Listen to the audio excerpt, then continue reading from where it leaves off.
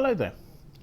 Today I'm taking a look at a champagne, and this is Pol Roger's Brut non-vintage.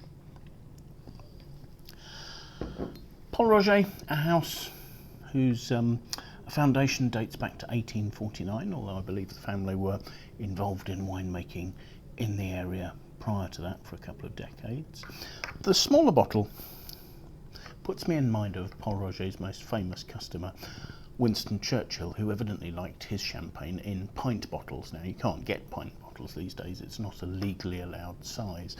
So this is a 375 millilitre bottle. So there are about 3 glasses in a half bottle. The pint Churchill found quite convenient because it had about 4 glasses in. And he would drink allegedly 2 or 3 of those a day. It's not surprising then that when he passed away, he'd been good friends with Odette Pol Roger, and when he died, she decreed that their label at that stage, it was a white label like this, should have a black line around the edge to mark his passing, and that stayed there for several decades.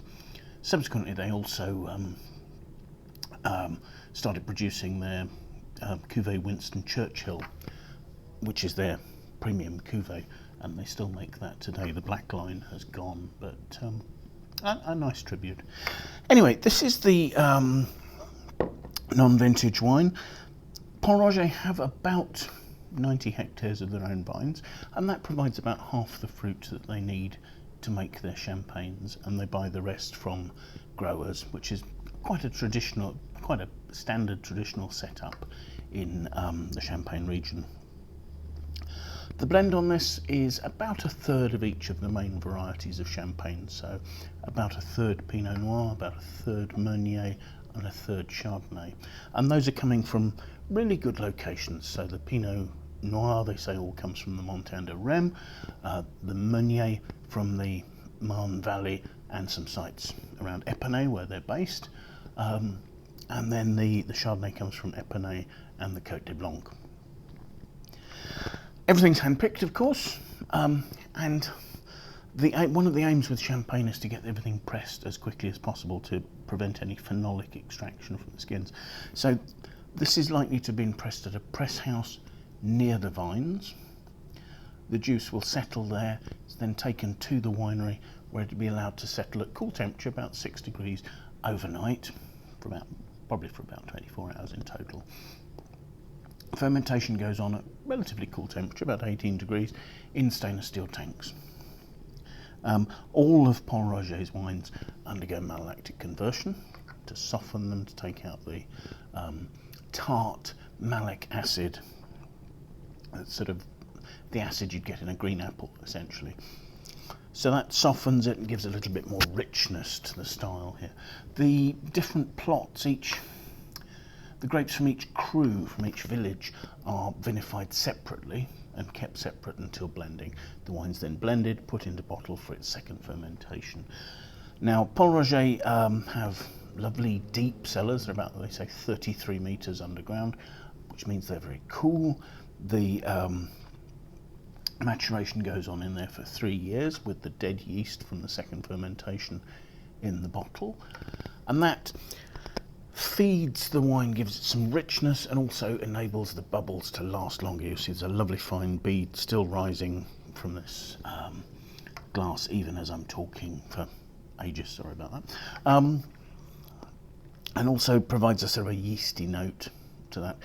Now, Pol Roger pride themselves in the fact that they don't use Giraud palette for their production. They have the largest team of hand remuaging agents, remueurs, I suppose they are, who will twist the bottles in an increasingly upright position to break the yeast's contact with the glass, bring it down to the point of the bottle beneath the crown cap that's sealing it, so that at dégorgement the yeast can be ejected in a plug of frozen wine. The wine is then topped back up. There's a dosage added to give the total sweetness level of 9 grams per litre, so it would have been a dry wine otherwise, topped up to 9 grams per litre. Now, 9 grams per litre, you're still allowed to call the wine Brut, because the balancing acidity in champagne is normally so high that you've still got quite a dry feel in the mouth. So let's have a look at the wine, shall we? Firstly, as I say, they're lovely fine bubbles rising from the point of the glass here, persistently. The colour is a medium lemon yellow.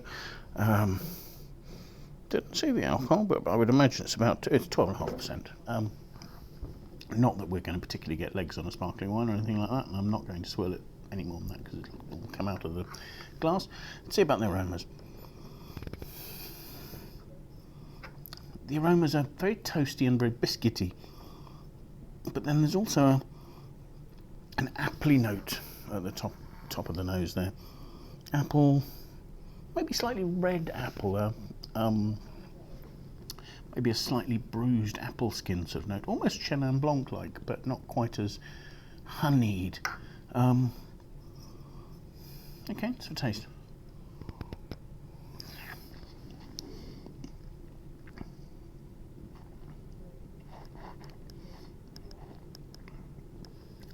The dry wine on the attack has a lovely texture. Those bubbles are very fine. There's a richness, as I say, toastiness, yeastiness. There are brioche notes. The alcohol, the acidity has quite a mineral leanness to it. It's fresh. It's not tart, but it's got a lovely crispness to it. I wouldn't say it's particularly lemony either. It is that sort of minerally pure notes to acidity. The alcohol's not particularly imposing itself on the wine, which I suppose has a medium body actually. There's a little richness in there. Again, those notes of red apple that we're seeing on the nose are coming through on the palate. There's a yeastiness. It's not quite honeyed, but there is a sort of rich, rounded note to the back palate. And the finish has that sort of long, clean, again, mineral style of acidity. It's not particularly rich fruit on the finish. And the flavours last for a nice amount of time. This, I think, is probably more prone to being an aperitif style. It's got that finesse and elegance.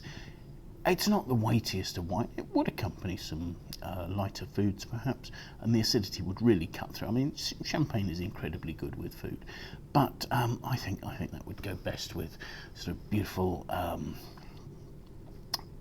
entrees or just as an aperitif. So thank you very much for watching. I hope you found this interesting. This was Pol Roger's Brut Non-Vintage Reserve Champagne.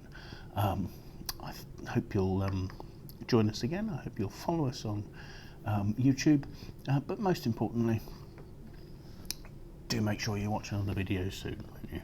Bye now.